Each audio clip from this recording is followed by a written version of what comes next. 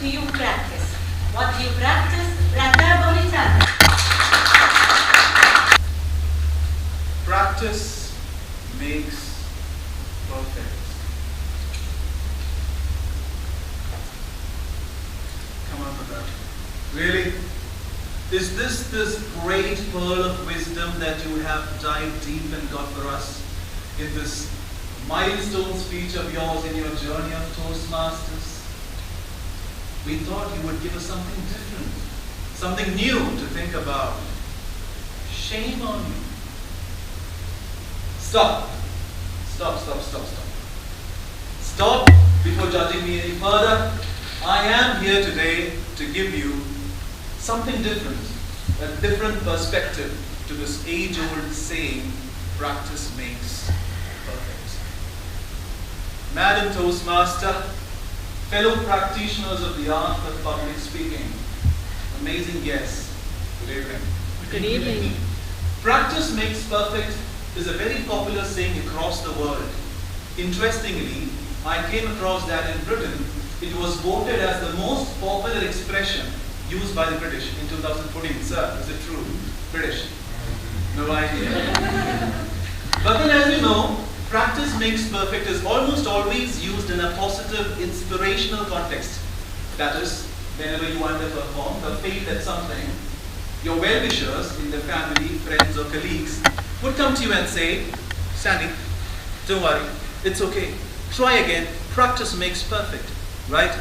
Right. But I'm here to tell you, or rather, I'm here to use it in a different context, in a negative context. This concept was evoked in me by the Indian-American life coach, Sri Prem Rawat. Let me explain. I found it so profound that I had to share it with you guys. What do you practice? From the time you get up in the morning till the time you go to bed at night, what do you practice every day? Do you practice love, joy, peace, and contentment? Or do you practice a lot of complaining? Because whatever you choose to practice every day, you are going to get good at. Right? Isn't it so? So do you practice complaining? Why? If so, you are going to get really good at complaining. Makes sense, right? If you practice complaining every day, you are going to get very good at complaining, and so good at complaining that you will find fault with everything. Everything. Even when there is no fault, a layman can see you being an expert and finding complaining will find fault with that thing. Because you practice every day. For example, climate. You come to Kuwait knowing and willingly to a desert country and you complain about climate. When it is cold, people say it is very cold. When it is hot, people say it is very hot. And of all the things you could complain in the world, climate, over which you have absolutely no control over, is it worth complaining? But still we complain. Why? Because we practice. What do you practice? Do you practice anger? If you practice anger, what happens? You are going to get very angry and very good at anger, so that even a drop of pill will make you angry. For example, being in your favorite restaurant and there is a slight delay in service, you get angry. You don't think that restaurant is your favorite restaurant. Why? Because of the good food, good ambience, good service. Others would also feel the same. There would be others who love the restaurant. The restaurant have to serve everybody and not just you. So you have to wait a bit, right? But still, you get angry. Restaurant doesn't do it intentionally to hurt you, right? But then you practice anger every day. It has become a spontaneous response. What do you practice? Do you practice worrying a lot? Because if you practice worrying a lot, you will become worried at everything.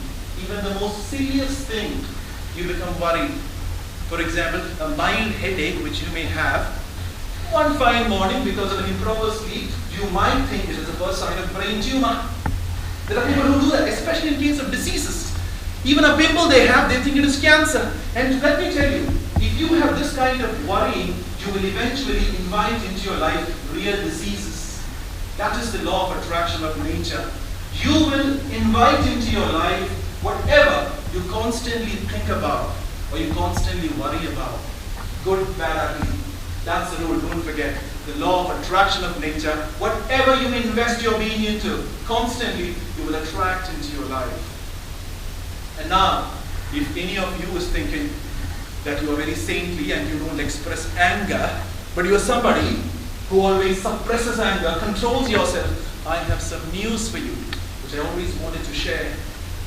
I have with me the results of few recent researches in the field of cancer.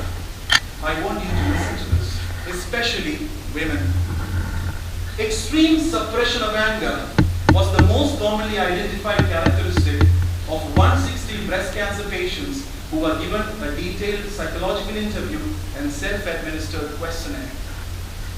Repressing anger, not expressing, repressing anger can be a precursor to the development of cancer and can also be a factor negatively affecting long-term survival of patients after cancer therapy. Journal of Psychological Research and Journal of American Medical Association. What does this mean? Do you know? This means that if you are in a stressful relation, abusive relation, personally or professionally, you are in big danger. If you are a person who is used to submitting always, if you are a person who does not have the habit of expressing your emotions, anger or hurt, if you don't speak it out to your partner or to your boss, and you constantly live in an ambience of suppressed emotions, that negativity is going to turn your cells into something bad in your body. It's a medically proven science that this kind of negative emotions can lead to ill health, from cardiac diseases to cancer. So what do you practice? Makes a lot of difference. So, if this is true, that it is a matter of practice, may I propose to you, why don't you change your negative practices? Why don't you practice love, joy, peace, and contentment? Love is all that we need. Make it a practice every day to stand guard at the door of your mind and let only positive, inspiring emotions to enter and exit. Make it a practice every day to pull the weeds of negativity off the garden of your mind and perpetually fragrant flowers of joy and beauty and peace to flower in that garden. Make it a practice every day to do what? To meditate. To devote some time every day to dive deep within and connect with that divinity dwelling within each one of you. Make it a practice to spend some time in nature every day. Talk to the trees, pamper a pet, and say thank you for all the blessings that life has bestowed upon you.